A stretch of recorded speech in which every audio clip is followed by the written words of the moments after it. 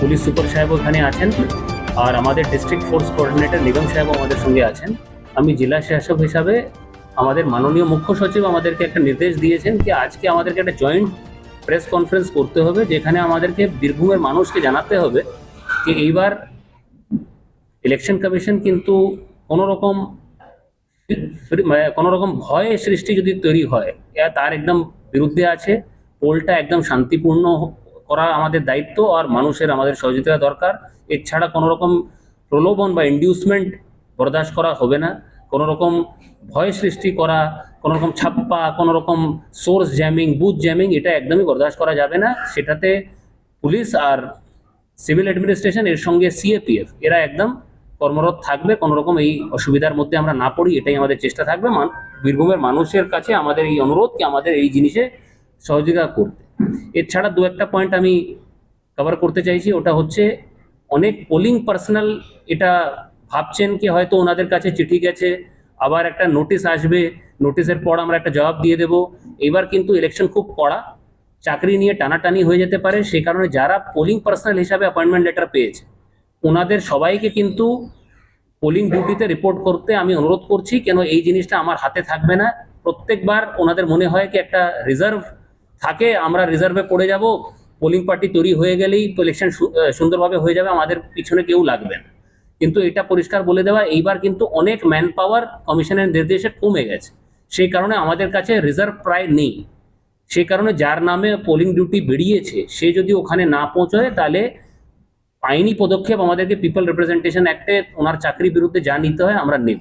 সেই কারণে polling personal সবার কাছে আমার অনুরোধ যে আপনারা কিন্তু নির্দেশ মেনে আপনার অ্যাপয়েন্টমেন্ট লেটার অনুযায়ী কিন্তু রিপোর্ট করুন। এছাড়া ল অ্যান্ড অর্ডারের বক্তব্য আমার সবার কাছে, অনেকজনের নাম কিন্তু এসআইআর প্রসেসে হয়তো আন্ডার এডজুডিকেশন ছিল, ডিলিট হয়ে গেছে, বা আগে 28 তারিখের রোলে এএসডিডির জন্য হয়তো ডিলিট হয়ে গেছে।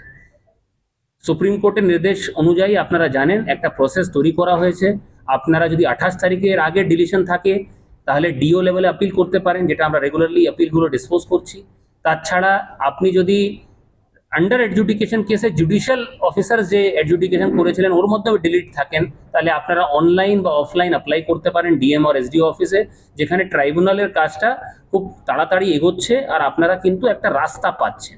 সেই কারণে কোনো রকম ভয় সৃষ্টি করা, প্যানিক একটা তৈরি করা, কোনো রকম চাপ তৈরি করা, এটা আমার মানুষের কাছে অনুরোধ কি আপনারা পুরো প্রসেসের সময় আমাদের সঙ্গে ছিলেন, আর এই শেষ বেলা ইলেকশনের সময়টা চলে এসছে, আপনারা কিন্তু আমাদের সঙ্গে থাকুন।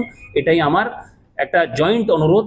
আমার সঙ্গে পুলিশ সুপার সাহেবও আছেন, ডিএফসি যিনি ডিস্ট্রিক্ট ফোর্স কোঅর্ডিনেটর সিএপিএফ উনিও আছেন। ওনাদের মাধ্যমে আমি বীরভূম মানুষের কাছেই অনুরোধ জানাচ্ছি।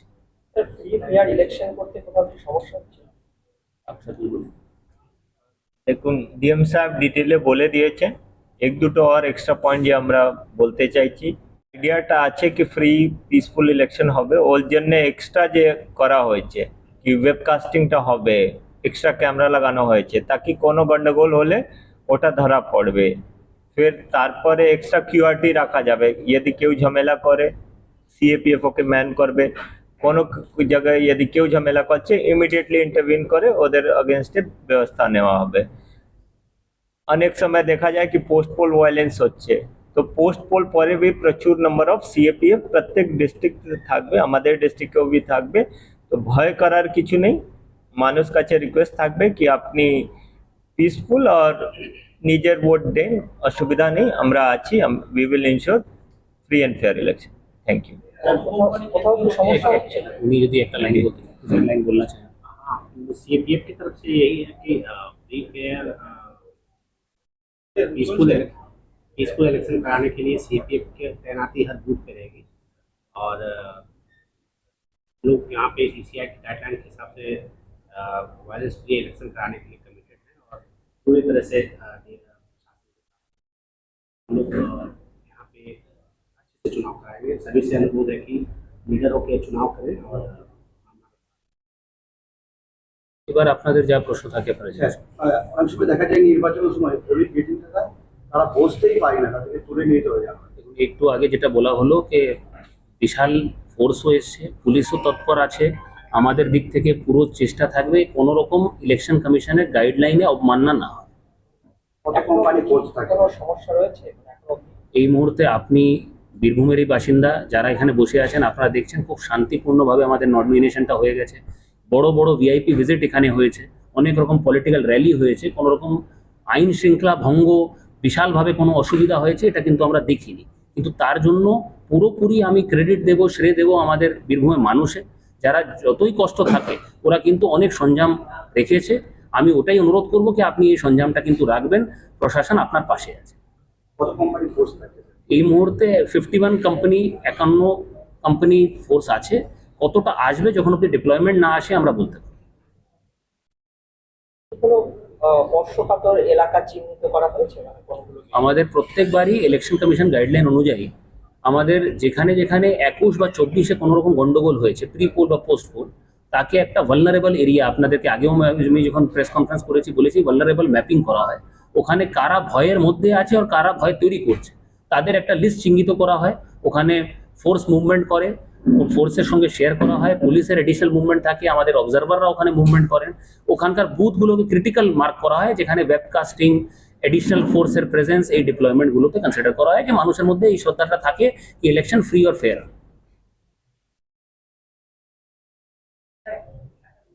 লাভপুরে যিনি ক্যান্ডিডেট আছে তারা অভিযোগ করছে যে যারা টিচার, প্রাইমারি টিচার থাকে তরুণের সব করছে পরবর্তী সময় তিনি যান এবং সেগুলো ছিঁড়ে ফেলে দেওয়া হয় এবং যারা মিটিং করছে তারা সরিয়ে ফেলা হয়। যদি এরকম কোনো অভিযোগ আমাদের কাছে আসে, আপনি জানেন এই পুরো জিনিসের জন্য রেসপন্সিবল হচ্ছে মডেল কোড অফ কন্ডাক্টের যা নিয়ম, রিটার্নিং অফিসার তার নোডাল, ওনার কাছে কমপ্লেন করলেই একটা ইন্ডিপেন্ডেন্ট ইনকোয়ারি করা হবে। তারপরে যা রেজাল্ট বেরোবে আমরা আপনাদের সঙ্গে শেয়ার করব। আমার কাছে, আমি সকাল থেকে মিটিংয়ে ছিলাম, আমার কাছে আসেনি, নিশ্চয়ই রিটার্নিং অফিসারের কাছেই করবেন, কেন উনি রেসপন্সিবল ওই এলাকায়। যদি এরকম কোনো কমপ্লেন পড়ে সিএমএস এ কমপ্লেন করা যেতে পারে, 1950-তে কমপ্লেন করা যেতে পারে, আমাদের নাম্বারও সবার কাছে আছে, হোয়াটসঅ্যাপেও করা যেতে পারে, অবজারভারগুলোকেও আমরা নাম্বারগুলো নিউজ পেপারে পাবলিশ করেছি। যদি এরকম কোনো কমপ্লেন পড়ে, আমার কাছে এই মুহূর্তে আসেনি, যদি পড়ে আমরা একদম যেভাবে নিয়ম মেনে ইনকোয়ারি করি ওইভাবে ইনকোয়ারি করে রেজাল্টটা নেওয়া হবে। যদি এরকম কিছু পাওয়া যায় অ্যাকশন নেওয়া হবে মডেল কোড অফ কন্ডাক্টের আন্ডারে যা আছে। অভিযোগ করার কতক্ষণের মধ্যে আমরা অ্যাকশন নেব? এই মুহূর্তে পোল ডেতে আমরা আধ ঘন্টার মধ্যে অ্যাকশন নিই, আর পোল ডের আগে 100 মিনিটের মধ্যে সিভিজিলে যতগুলো কমপ্লেন পড়ছে আমাদেরকে ইমিডিয়েটলি অ্যাকশন নিই। সব সাধারণ মানুষই কি অভিযোগ এই একদম সাধারণ মানুষের প্রায় 1500 অভিযোগ আমরা পেয়েছি, যার মধ্যে একটাও এখন পেন্ডিং।